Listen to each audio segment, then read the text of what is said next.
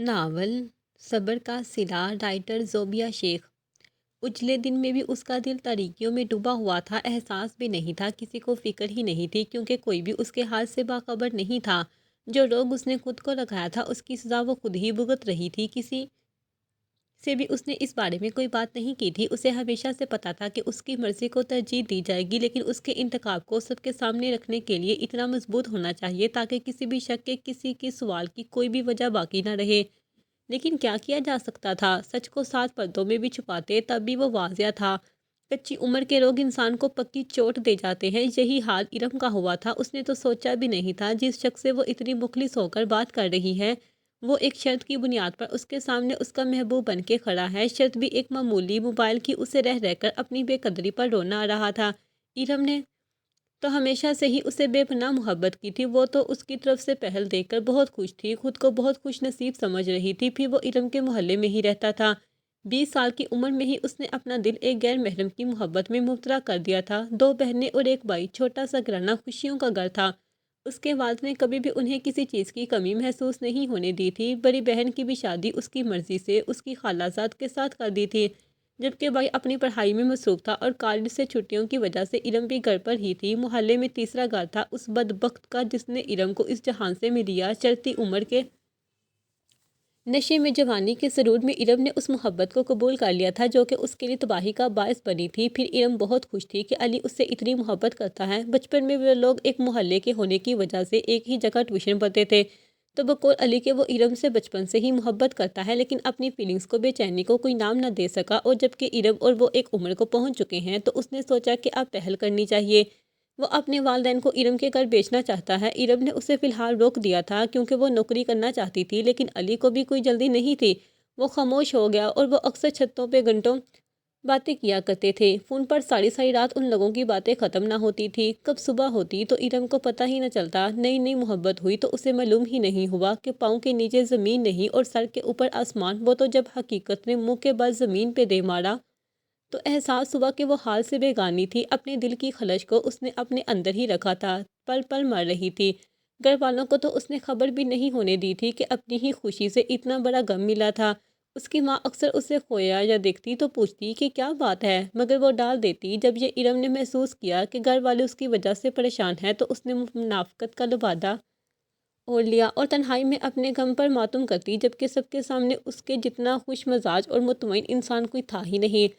آج بھی اس کی بہن آئی ہوئی تھی تو وہ دونوں بازار سے کچھ سامان لینے جا رہی تھی جب راستے میں علی کو دیکھ کر پل پل کے لیے اس کی دھڑکنیں بڑھی تھی، لیکن یہ بس ایک لمحے کے لیے تھا۔ وہ دیکھے کو اندیکھا کرتے ہوئے وہاں سے گزر گئی۔ واپسی میں ارم دوسرے راستے سے گھر آئی تھی۔ رات کو کھانا کھانے کے بعد وہ اپنے کمرے میں لیٹی تھی۔ رات میں تکیہ اس کا دل اور اس کی بھیگی آنکھیں جانتی تھی کہ وہ کس اذیت کو اپنے اندر سموئے بیٹھی ہے۔ چیخ بھی نہیں سکتی تھی کیونکہ اس گھر میں ارم کے غم کے دل کے ساتھ ساتھ اس کے اپنوں کے دلوں میں محبت بھی تھی۔ چاہتی تو وہ سب کو بتا دیتی، لیکن خود ہی شرمندگی کے باعث کسی سے کچھ کہہ نہ سکی۔ روتے بلکتے ہوئے اسے پتہ ہی نہیں چلی کب 2 بج چکے ہیں۔ آنکھوں پر جب پانی کی بوندیں پڑی تو دماغ میں سے درد کی ٹیس اٹھی تھی۔ آئینے میں اپنا عکس دیکھا، کالی آنکھیں اور ان کے گرد ہلکے چہرے کی رنگت پیلی ہڈیاں واضح ہو رہی تھی۔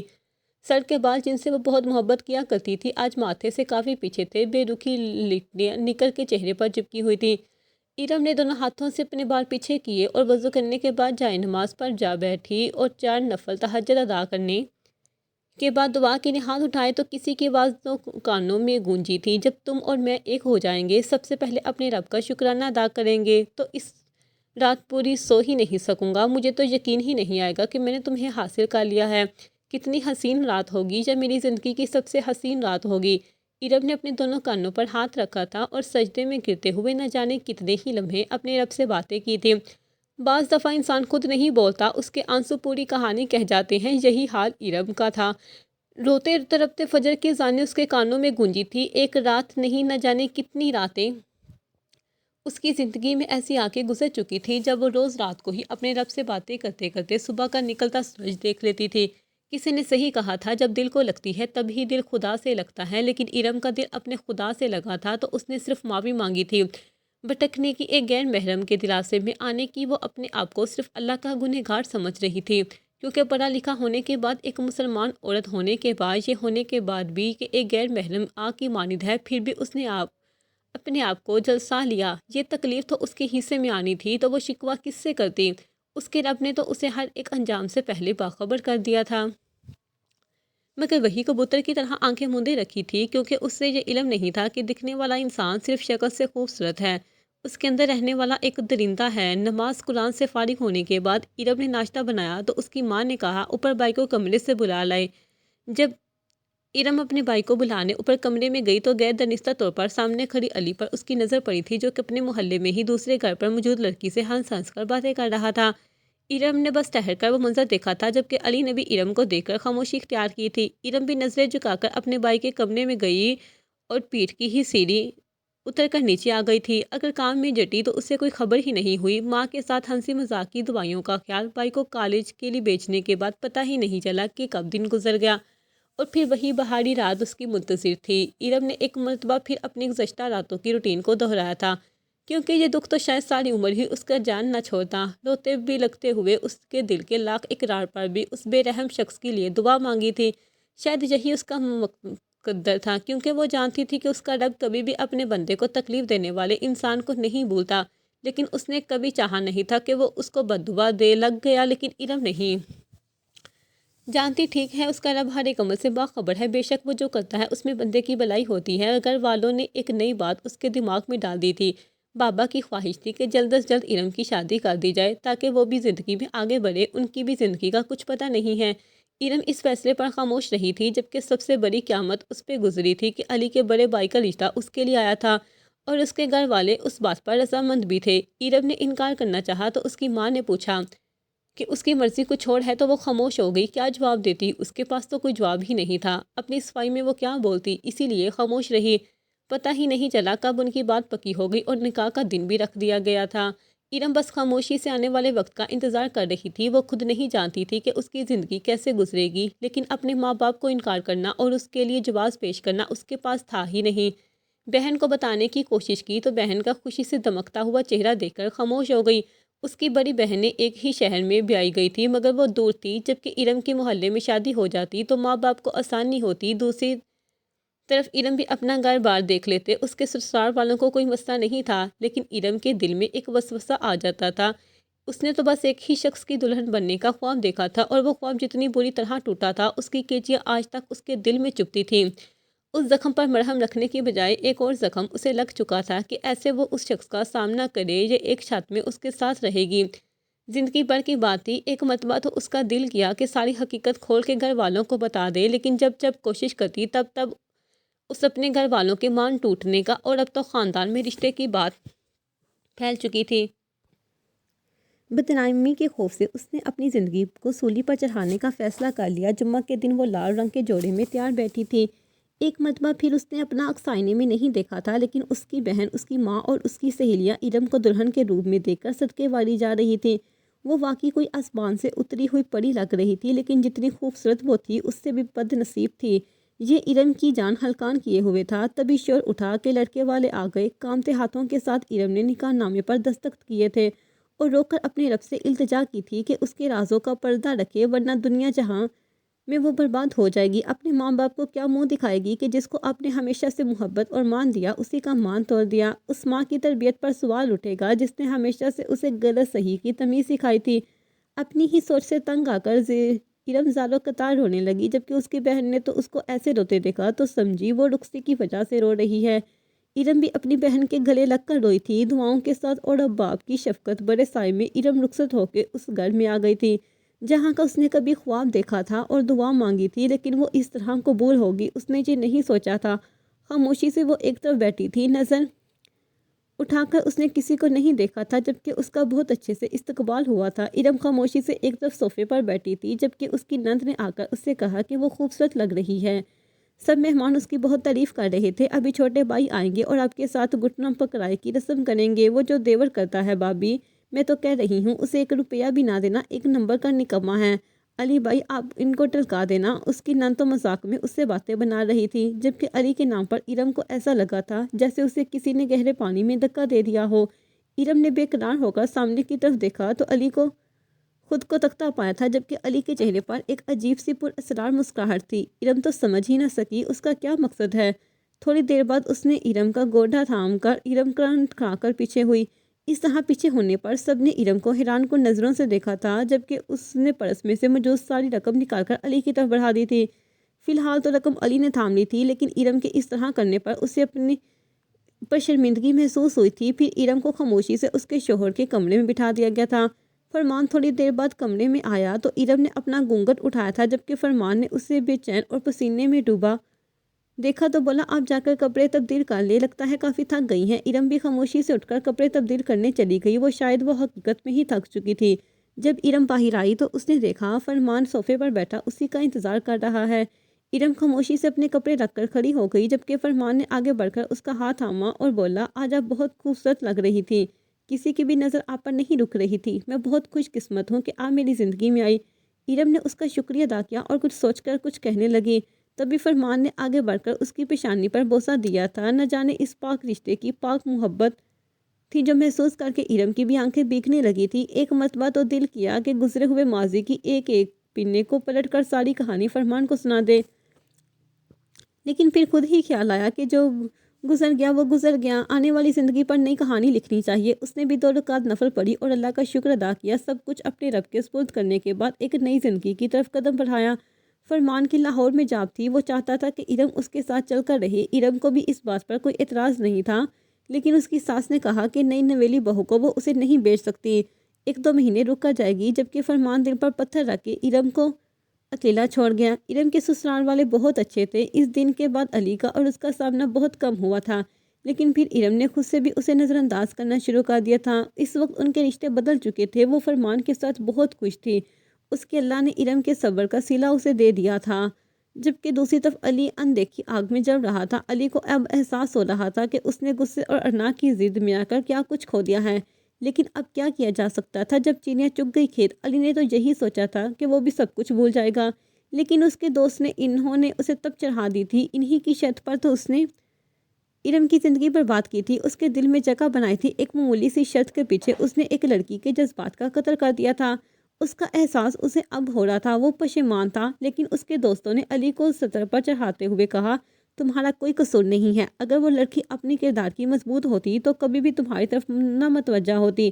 وہ خود بھی ایسی ہے، بلکہ ہم تجھے کہہ رہے ہیں کہ اپنے بھائی کا بھی ایسی لڑکی سے پیچھا چھڑواؤ۔ پتہ نہیں تمہارے ساتھ سیٹ تھی اور کتنے لڑکوں کے ساتھ سیٹ ہو۔ اس کے کردار میں کتنا بڑا جھول ہے۔ تم لوگوں نے رشتے کے لیے ہاں کیسے کر دی؟ تم اپنے گھر والوں کو بتا دیتے، تمہارا بھائی تو کتنا اچھا ہے، اسے بھی تو کوئی لڑکی مل جاتی۔ پھر وہی لڑکی کو جس کو تم نے چھوڑا تھا، علی اس کے بعد سے درمیان سے کاٹتے ہوئے کہا، میں نے اسے نہیں چھوڑا تھا، اس نے مجھے چھوڑا تھا۔ جبکہ اس کے دوست نے کہا، ارے یار وہی نہ، کوئی بھی چھوڑے، لیکن شادی سے پہلے تیرے ساتھ تعلق تو تھا نا۔ میں تجھ سے یہ کہوں گا کہ اپنے بھائی کو حقیقت بتا دے، تاکہ وہ بیچارہ کسی غلط فہمی میں رہے۔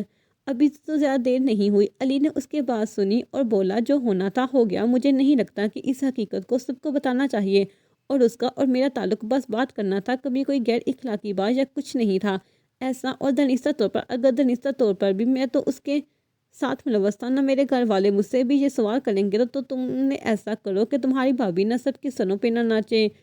اس کے لیے اسے قابو کرو، قابو کرو۔ کیا مطلب؟ تب علی کے اسی دوست نے کہا، یار میری بھابھی کا تمہیں پتہ ہے نہ کتنی خوبصورت تھی، جتنی خوبصورت تھی اتنی ہی شاطر بھی نکلی۔ شادی کے بعد میرے بھائی کو لے کے الگ ہو گئی، نہ وہ گھر میں خرچہ پانی دیتا ہے، ساری ذمہ داریاں میرے سر آ گئی۔ ایسا ہی ہوگا کل کو، تمہاری تو نوکری بھی نہیں ہے، تمہارے بھائی کو لے کے چلی جائے گی اور تم پر سارا بوجھ ڈال دے گی، جبکہ یہ عیاشی کی زندگی گزارے گی۔ تم اس کی کمزوری اپنے ہاتھ میں رکھو تاکہ وہ تم سب سے دب کر رہی۔ اگر اسے بالکل آزادی دے دی تو وہ ایسے ہی تم سب کو چھوڑ کر الگ دنیا جا کے بسا لے گی۔ پھر نہ کہنا تمہارے بھائی کو تو مجھے دیکھ کر لگتا ہے کہ وہ اتنی خوبصورت بیوی کی کوئی بھی بات نہیں ٹالیں گے۔ علی نے اس کی بات سنی اور بولا، کہہ تو ٹھیک رہا ہے، لیکن میں کیسے اس کو قابو میں کروں؟ وہ تو مجھ سے بات نہیں کرتی۔ ارے تو میں کب کہہ رہا ہوں کہ سامنے سے جا کر بات کر؟ مطلب کہ اپنی ماں اور بہن کے سامنے جب وہ بیٹھی ہو یا کوئی کام کر رہی ہو تو کوئی ایسی بات کر دے جس سے وہ بھی خبردار رہے کہ اس نے کہاں تک پھیلنا ہے۔ سمجھ رہے ہیں نا میری بات؟ علی نے اپنے دوست کو دیکھتے ہوئے کہا، ہاں یار یہ تو نے ٹھیک کہا، ایسے ہی کروں گا، ورنہ کل کو سارا بوجھ میرے اوپر آ جائے گا، میری تو آزادی چھین جائے گی۔ پہلے تو اس نے مجھے کوئی فائدہ نہیں ہوا، چلو اب ہی ہو جائے گا۔ ہاں ہاں ٹھیک ہے۔ علی اپنے دوستوں سے ملنے کے بعد جب گھر میں آیا تو اس نے دیکھا کہ ارم اس کی ماں اور بہن کے ساتھ بیٹھی ہوئی باتیں کر رہی ہے۔ علی کو دیکھ کر وہ لوگ خاموش ہو گئے۔ اس کی ماں نے علی سے کھانے کا پوچھا تو اس نے انکار کر دیا اور وہیں پر بیٹھ گیا۔ ارم کو اٹھ کے جانا مناسب نہیں لگا۔ تب علی نے بات شروع کرتے ہوئے کہا، اماں تمہیں یاد ہے نا میرا دوست احسن؟ اس کی اماں نے کہا، ہاں مجھے یاد ہے، کیا ہوا؟ تب علی نے ارم کی جانب دیکھتے ہوئے کہا ارے اماں کیا بتاؤں، وہ لڑکی کو پسند کرتا تھا، خوب پیار کے پینکے بڑھائی، پھر اس لڑکی نے کسی اور لڑکے سے شادی کر لی، لیکن شادی کے بعد بھی جب اب پرانے عاشق کا پیچھا نہیں چھوڑا، اب غیر دانستہ طور پر اس سے رابطے میں ہے اور رقم بٹورتی ہے اور پتہ نہیں کیا کیا، وہ بیچارے اسی لیے پریشان تھا۔ کیسے کیسے لوگ ہیں آج کے دور میں، نئی شادی بھی کر لی اور پرانا پیار چھوٹ بھی نہیں رہا۔ جبکہ علی کی اس بات پر ارم نے اس کی جانب دیکھا تھا۔ علی نے محسوس کیا تھا کہ ارم اسے دیکھ رہی ہے، مگر وہ اپنی ماں کی طرف متوجہ رہا۔ اس سے پہلے اس کی ماں کوئی جواب دیتی جب ارم نے کہا، مجھے لگتا ہے کہ تمہیں بہنوں والا ہونے کے باوجود کسی کی بھی بہن بیٹیوں کو ایسے ڈسکس نہیں کرنا چاہیے۔ یہ بات تمہیں زیب نہیں دیتی، تمہارا اور میرا رشتہ ایسے ہے کہ میں تم سے بری ہوں، تمہیں سمجھا سکتی ہوں۔ جبکہ ارم کے اس طرح کہنے پر علی کا منہ اتر گیا۔ علی کی ماں نے بھی ارم کی بات کو سراہتے ہوئے کہا، بہو بالکل ٹھیک کہہ رہی ہے بیٹا، جو جیسا کرتا ہے وہ ویسا برتا ہے۔ اگر حسن اتنا اچھا ہوتا تو اس لڑکی کے جھانسے میں نہ آتا، کیوں اس پہ اتنی دولت لٹا رہا ہے اور وار سے کرتا پھر رہا ہے، بلکہ جا کے اس کے شوہر کو بتا دے۔ شوہر والی بات پر علی نے اپنے دونوں ہاتھوں کی تالی بجاتے ہوئے کہا، یہ بات میں بھی یہ کہہ رہا ہوں کہ اس کے شوہر کو جا کے بتا دیتے ہیں کہ تمہاری بیوی کا کردار کیسا ہے۔ جبکہ اس کی بہن نے کہا، علی بھائی کیا ضرورت ہے کسی بھی مسئلے میں پڑنے کی، جب اللہ کو جو بہتر لگے وہ اللہ کر دے گا، تم کیوں کسی کے باپ بن رہے ہو؟ اپنے کام پر دھیان دو، کوئی نوکری ووکری ڈھونڈو۔ علی نے بہت گھور کر اپنی بہن کو دیکھا تھا، جبکہ ارم وہاں سے خاموشی سے اٹھ کر چلی گئی تھی۔ باورچی خانے میں جا کر اس نے بڑھ کے گلاس پانی پیا تھا۔ وہ اچھی طرح سمجھ رہی تھی کہ علی کس طور میں بات کر رہا ہے۔ وہ ارم کو ڈرا دبا کر رکھنا چاہتا ہے، مگر ارم نے بھی سوچ لیا تھا کہ وہ کسی بھی قسم کے بہکاوے میں آ کر اپنا ہنستا کھیلتا گڑبڑ بات نہیں کرے گی۔ لیکن علی ارم کے چہرے کی ارتے رنگ دے کے مسکراتا ہوا اپنے کمرے میں چلا گیا تھا۔ پہلا نشانہ تو بالکل ٹھیک لگا ہے، اب دیکھتے ہیں کہ اگلے کیسے چال چلنی ہے۔ بابی کو چاروں خانے چت کرنا ہے۔ علی خود ہی اپنے منصوبے بنا کر مسکرا رہا تھا، یہ سوچے سمجھے بغیر کہ اللہ تو انسان کی سوچ پر بھی قابض ہے اور اللہ تعالیٰ کسی کے بھی راز کو دنیا کے سامنے اجاگر نہیں ہونے دیتا، پھر چاہے مقابل ایری چوٹی کا زور لگا لے، جب تک رب نہیں چاہتا کچھ نہیں ہوتا۔ ارم اس وقت چھت پر کپڑے سکھانے گئی تھی جب علی بھی اس کے پیچھے پیچھے ہی چھت پر جا پہنچا۔ ارم نے اسے اکیلے دیکھا تو واپس نیچے کی طرف جانے لگی، لیکن کچھ سوچتے ہوئے واپس اس کی جانب پلٹ کر بولی، آج صبح جو تم نے بات کی اس کا مطلب میں اچھی طرح سمجھ چکی ہوں، لیکن یہ نہیں سمجھ سکی کہ تم آخر ایسا کیوں کر رہے ہو۔ علی نے مسکراتے ہوئے اس کی جانب دیکھا اور بولا، بندہ نہ چیز حاضر ہے نا، آپ مجھے بتائیں کیا نہیں سمجھ آ رہی، میں آپ کو سمجھا دیتا ہوں میرا کیا مقصد ہے۔ اس سب کے پیچھے ارم نے اس کی جانب متوجہ ہوئے کہا، بتاؤ کیا مطلب ہے تمہارا؟ علی نے کہا کہ میرا یہ مقصد ہے کہ اپنے خون میں سمٹ کر رہیں، زیادہ پھیلنے کی کوشش مت کیجیے گا، ورنہ بابی جان آپ کے رنگین ماضی کے حسین قصے سے میں اپنے بھائی کو اور پورے خاندان کو ایک ایک تفصیل کے ساتھ سناؤں گا۔ ارم نے علی کی بات سنی تو بولی، دیور جی آپ پریشان نہ ہوں، جب آپ میرے ماضی کے قصے سے ایک ایک انسان کو پکڑ کر بڑی تفصیل سے سنائیں گے، تب میں بھی ان سب کو بتاؤں گی کہ اسی چھت پر اسی جگہ کھڑے ہو کر آپ نے اپنے دوستوں کے ساتھ ایک پاک دامن لڑکی کے کردار کو داغدار کرنے کے لیے شرط لگائی تھی، اور ایک بہن ہونے کے باوجود بھی دوسروں کی بہنوں کو بد کردار ثابت کرنے کے لیے آپ یہ کہانی سنا رہے ہیں۔ میں تو ویسے ہی برباد ہوں، لیکن اس قصے کے بعد آپ کے بھائی اور آپ کے گھر والوں کا آپ پر سے بھی اعتبار اٹھ جائے گا، پھر جو فیصلہ وہ لوگ کریں گے وہی آپ مان لیں گے۔ ارم کی اس بات پر علی کے چہرے کا رنگ زرد پڑا تھا، جو کہ ارم سے چھپا ہوا نہیں تھا، جبکہ علی کوئی بات کہے بغیر وہاں سے نکلتا چلا گیا۔ پھر ارم نے سوچ لیا تھا کہ وہ کسی کے بہکاوے میں یا کسی ڈر خوف کی وجہ سے اپنا منہ بند نہیں رکھے گی، اپنا موقف بھی تو دوسروں کے سامنے رکھنا چاہیے نا۔ کب تک وہ علی کے خوف سے زندگی گزارے گی؟ علی اور اس کا ساتھ تو زندگی بھر کا تھا، کیونکہ اس کا شوہر کبھی بھی اپنے چھوٹے بھائی کو خود سے الگ نہیں کرے گا، اور ارم بھی ایسا کچھ نہیں چاہتی۔ جب وہ ماضی کو بھول کر حال میں خوش ہے تو ماضی کے ڈر اسے آزادی حاصل کرنی چاہیے تھی، وہ کیسی بھی ہو۔ ارم کو یہ بات اچھی طرح معلوم ہو گئی، ٹھیک ہے جو لکھا ہوتا ہے وہی ہو کر رہتا ہے، ڈرنا اور ڈر کے خاموش رہنا زیادہ نقصان کا باعث بنتا ہے۔ اسی لیے وہ فیصلہ کر چکی تھی کہ وہ پیچھے نہیں ہٹے گی، اپنے شوہر کو اور ساس کو ہر ایک بات بتا دے گی، پھر جو وہ فیصلہ کریں گے وہ مان لے گی۔ ارم جیسے ہی نیچے آئی تو اس کے لیے ایک سرپرائز موجود تھا، اپنے شوہر کو اچانک 2 مہینے بعد اپنے سامنے دیکھ کر ارم بھی بہت خوش تھی، جبکہ علی خاموش کھڑا تھا، اس کا شوہر سب سے مل رہا تھا، ارم بھی سب کے لیے چائے بنا کر وہی موجود تھی، پورا خاندان اکٹھا بیٹھا تھا۔ جب ارم کی ساس نے بات شروع کرتے ہوئے کہا، وہ سوچ رہی ہیں اپنی بہن کی چھوٹی بیٹی کا ہاتھ علی کے لیے مانگ لے، اس نے یہ بات سن کر علی تو خاموش رہا، جبکہ ارم کے شوہر کافی خوش تھے۔ ارم کی ساس نے اس سے کہا کہ وہ کل تیار ہو جائے، علی کے سسرال چلتے ہیں۔ ارم نے کہا جی امی ٹھیک ہے، جبکہ علی خاموشی سے وہاں سے اٹھ کے چلا گیا۔ تو ارم نے اپنا شک ظاہر کرتے ہوئے کہا مجھے لگتا ہے علی اس رشتے سے خوش نہیں ہے، آپ لوگوں کو اس کی مرضی جان لینی چاہیے۔ جبکہ اپنی نند کی بات سن کر ارم کی بولتی بند ہو گئی۔ اس کی نند نے کہا ارے بھابھی آپ کے سامنے ڈرامے کر رہے ہیں، بچپن سے ہی ہماری کزن سے بہت محبت کرتے ہیں اور میری خالہ تو بہت پہلے ہی ان کا نکاح کرنا چاہتی تھی، لیکن علی بھائی ہی باقتے تھے۔ اب بس بات پکی ہو جائے تو دیکھنا کیسے ان کی انگ انگ سے خوشی چمکے گی۔ جبکہ اس کی بات سن کر گھر والے ہنسنے لگے تھے۔ ارم بھی خاموش ہو گئی تھی۔ اس دن کے بعد علی نے نہ ہی کوئی بات کی تھی، نہ ارم نے جواب تن کوئی وار کیا تھا۔ جمعہ کے دن علی کا نکاح طے پایا تھا۔ سارے گھر والے خوش تھے، جبکہ ارم بھی بہت خوش تھی، کیونکہ اس کا شوہر، ساس اور نند وہ لوگ اس سے بہت محبت کرتے تھے۔ ارم فیصلہ کر چکی تھی کہ وہ کچھ بھی ہو جائے وہ سچ بتا دے گی۔ شاید اس کی وجہ سے ہی وہ دل سے خوش تھی۔ اس کے دل پر کوئی بوجھ نہیں تھا، لیکن اسے ایک انجانا سا خوف محسوس ہوتا رہتا تھا کہ اگر کبھی بات اس کے ہاتھ سے نکل گئی، علی نے کسی اور طرح سے اپنا موقف رکھا تو وہ کیا دلائل پیش کر کے خود کو بے قصور ثابت کرے گی۔ اس کے پاس جواز تھا، مگر پختہ دلیل تو نہیں تھی نا۔ ارم ابھی یہی سوچ رہی تھی جب اچانک علی نے باورچی خانے میں آ کر اسے پکارا۔ ارم نے پلٹ کر اس کی طرف دیکھا تو علی نے خاموشی سے سر جھکا لیا اور تھوڑی دیر بعد بولا کہ مجھے پانی کا گلاس دے دے بھابھی۔ اس کے لہجے میں کچھ ایسا تھا کہ ارم محسوس کر کے بس خاموش ہو گئی۔ پانی کا گلاس لینے کے بعد وہ باورچی خانے سے نکلتا چلا گیا۔ دن جو ہی گزر گئے، 1 مہینے میں شادی کی تیاری شروع ہو گئی اور 1 مہینے کے اندر اندر سادگی سے علی کا نکاح کر کے اس کی دلہن بھی گھر آ گئی۔ علی بس ساری شادی کے رسمات کے درمیان خاموش ہی رہا، جبکہ ارم بھی خاموشی سے اس کی شادی انجوائے کرنے لگی۔ وقت کا کام ہے گزرنا اور وہ گزر گیا۔ ارم کو اللہ تعالیٰ نے ایک بیٹے سے نوازا تھا، جبکہ علی کی بیوی ابھی امید سے تھی۔ دونوں دیورانی جٹھانی میں بہت اچھی دوستی تھی۔ علی بھی آرام سے کوئی غلط بات نہیں کرتا تھا، صرف کام سے کام رکھتا تھا۔ اب تو علی ایک ورک شاپ پر کال کر رہا تھا۔ اس کی سانس بیمار ہو گئی تھی، زیادہ وقت اپنے کمرے میں گزارتی، جبکہ نند کے لیے ایک آدھا رشتہ آ رہا تھا۔ زندگی بہت اچھی گزر رہی تھی۔ ارم کے شوہر نے کراچی میں ہی اپنا کام سیٹ کر لیا تھا اور ارم کا بیٹا زیادہ تر علی اور اپنی پھپھو کے ساتھ ہی پایا جاتا تھا۔ ارم نے بھی اس بات پر کوئی اعتراض نہیں کیا تھا، لیکن وہ دل سے اپنے شوہر سے بہت محبت کرنے لگی تھی، جو اس پہ جان نچھاور کرتا تھا۔ علی میں اس دن کے بعد کوئی بھی ایسی بات نہیں کی تھی اور ارم کو بھی اپنے دل کا آخری دھڑکا بھی بے بکت لگا تھا۔ آج اچانک علی کی بیوی کی طبیعت زیادہ خراب ہو گئی تو اسے ہسپتال لے جایا گیا۔ اس کا 6واں مہینہ لگا ہوا تھا، لیکن ڈاکٹر نے بہت ہی عجیب بات کہی کہ بچے کی دھڑکن بہت کمزور ہے اور اس کی بیوی کو خون کی اشد ضرورت ہے۔ سب لوگ پریشان ہو گئے تھے اور جس گروپ کا خون علی کی بیوی کا تھا اس کا بلڈ گروپ مل بھی نہیں رہا تھا۔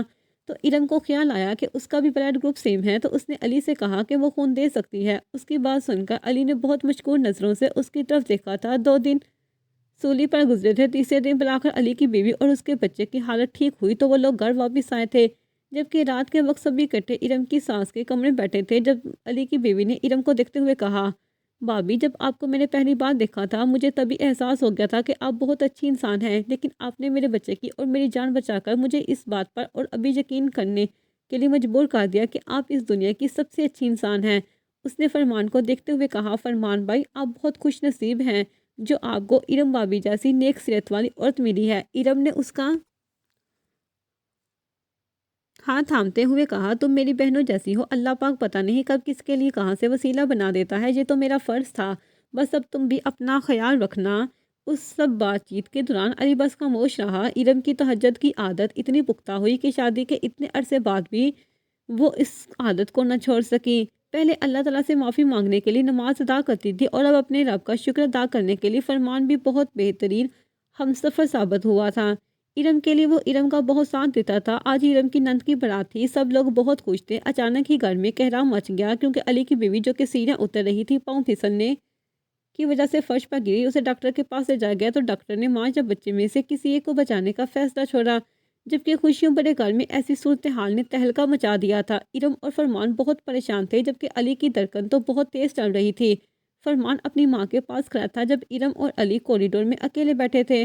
علی نے اپنی بیوی کی جان بچانے کے لیے ڈاکٹر کو کہہ دیا تھا، لیکن وہ اپنے دونوں کندھے جھکائے ہوئے رو رہا تھا۔ ارم نے آگے بڑھ کر اس کو پانی کا گلاس دیا تو علی نے ارم کی جانب دیکھا اور زاروں قطار روتے ہوئے بولا مجھے معاف کر دے بھابھی، میں نے آپ کے ساتھ کبھی اچھا نہیں کیا، شاید یہ میرے گناہوں کی سزا ہے جو اللہ نے مجھے دی ہے۔ میری اولاد جس کو میں نے ابھی تک دیکھا بھی نہیں ہے، وہ مجھ سے روٹ کر ہمیشہ کے لیے دور جا رہی ہے۔ مجھے معاف کر دیں، میں نے آپ کو داغدار کرنے کے لیے کیا کچھ نہیں کیا، آپ کا سکون برباد کیا۔ مجھے کبھی یہ نہیں لگا تھا کہ میں غلط ہوں، لیکن جب سے ایک باپ بننے کی خوشخبری مجھے ملی تو احساس ہوا کہ اگر اللہ نے مجھے بیٹی دے دی اور میری بیٹی کو مجھ جیسا ایک انسان مل گیا تو اس تکلیف کا ازالہ میں کیسے کر سکوں گا۔ مجھے اس کے نصیب سے خوف آنے لگا تو میں اللہ سے تب سے معافی مانگ رہا ہوں، مگر میرے اللہ نے مجھے اس آزمائش میں ڈال دیا۔ آپ مجھے معاف کر دے، کیا پتا اللہ میرے لیے آسانی کر دے۔ ایرم نے بھی روتے ہوئے اس کے جڑے ہوئے ہاتھ تھامے اور بولی، ایسے مت کہیں، یہ سب تو نصیب میں لکھا تھا جو ہم نے گزار لیا، مگر آپ نے معافی مانگ لی ہے، بہت اچھا کام کیا، کیونکہ اللہ تعالیٰ اپنی کوتاہیوں سے پناہ مانگنے والوں کو بہت پسند کرتا ہے۔ یہ آزمائش کی گھڑی ہے، صبر کریں۔